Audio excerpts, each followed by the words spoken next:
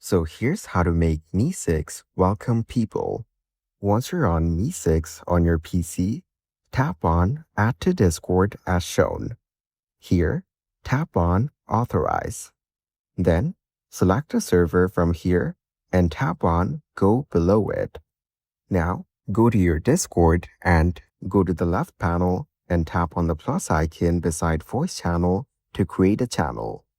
Over here, type in your new channel name and then tap on Create Channel at the bottom. You have now created a new channel.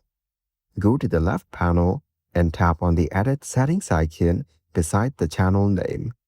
Then tap on Permissions on the left. Here, scroll down to the text channel permissions and tap on the tick button beside Send Messages. This allows members to send messages in this channel. After that, tap on Save Changes.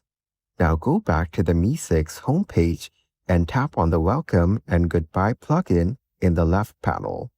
Then tap on Activate Welcome and Goodbye to enable it. Here, enable Send a Message when a user joins the server. Once you're done, tap on Save at the bottom right corner. And that's it. You can now easily make Mee6 welcome people.